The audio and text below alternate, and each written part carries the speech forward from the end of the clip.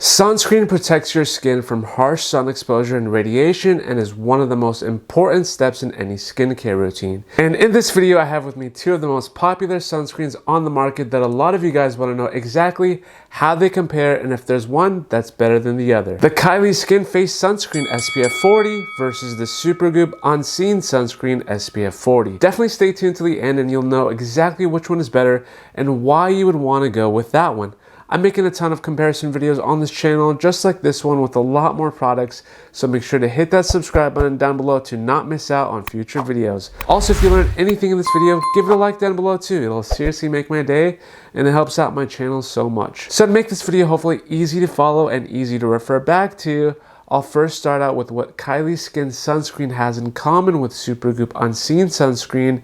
Then I'll break them down each into their own respective components, weigh the pros and cons so you don't have to, and then finish it off with my final take. And for full disclosure, no one has sent them to me. I've purchased them myself, so my review is totally mine, and I think it's great to be transparent about that. So please like the video if you enjoy transparency.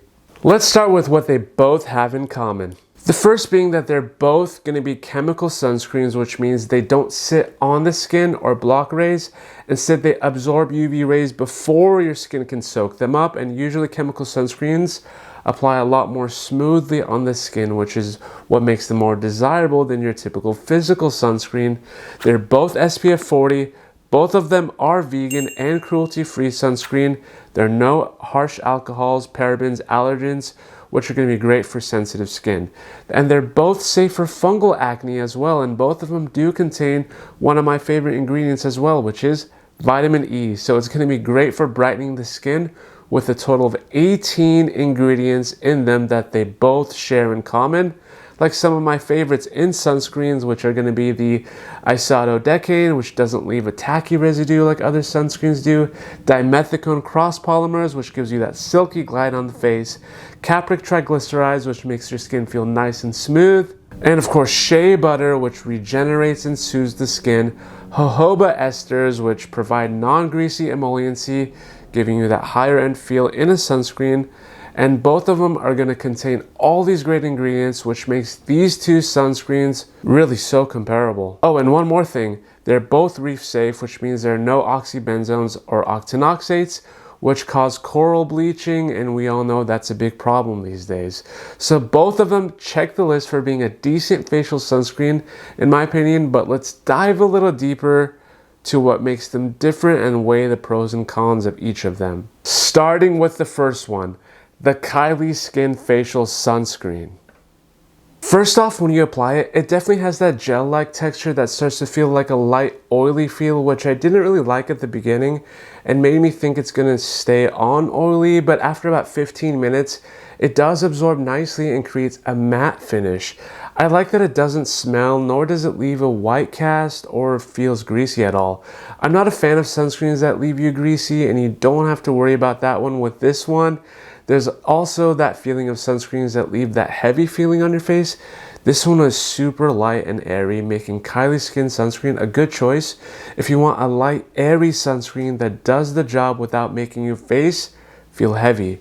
And most importantly, I had no sensitivity or breakouts with it. There are about 3 notable ingredients out of 6 in the Kylie Skin Face Sunscreen that you don't find in the Supergoop, which is butyl octyl salicylate, which is said to increase the SPF rating of sunscreens and is cosmetically elegant. The second is DESM, which can boost SPF by about 5 units in high SPF products.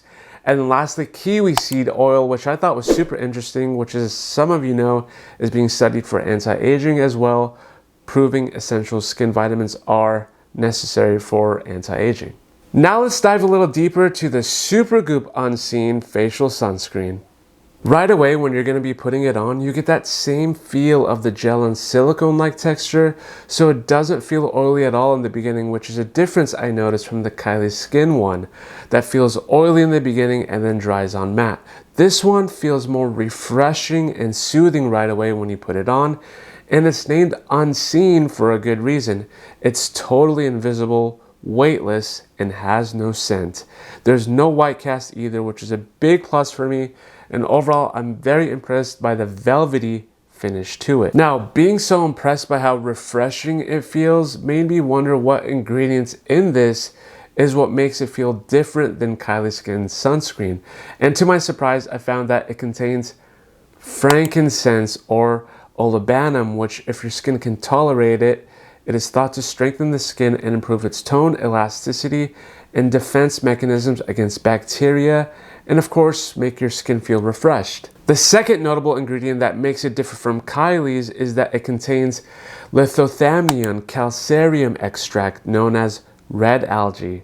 Now, why on earth would you put red algae in sunscreen? Well, it's actually thought to help protect against blue light emitted by electronic devices like your phones, computer screens, and tablets. So I really like actually how they're utilizing unique ingredients to not only protect you from the sun, but also from potentially harmful blue light. The third ingredient that is different is the mannitol. Now, mannitol is a type of sugar molecule that has water binding properties and helps to keep your skin hydrated for longer. And you do definitely feel that with the Supergoop. Now, no video is actually complete without really addressing some concerns with both products, because remember, this is all about transparency. Really, as far as both of them go, there really isn't a lot of bad things to say about them.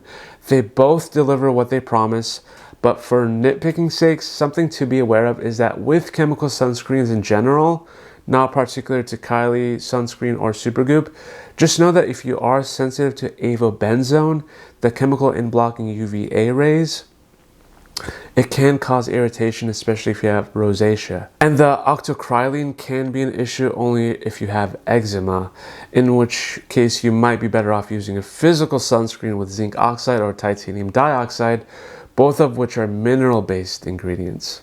Overall, both ingredients provide promising results.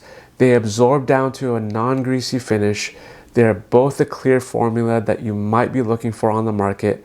They are workable for any skin tone, which makes them a great choice, leaving your skin soft and smooth. And most importantly, they both provide a reliable broad spectrum coverage that you need. But really, if I were to choose one, I would go with the Supergoop Unseen Sunscreen because it definitely feels more refreshing on my skin, partly due to the frankincense oil that I'm a big fan of, and it's water resistant as well, which is a big plus. I hope this gives you a better insight to choosing one that works best for you. Let me know what your thoughts are down below. Like the video if you learned anything new, and leave a comment down below if you have any questions. I'd be happy to answer them, and until then, I aspire to see you all live your best life possible, and I'll see you guys on the next one.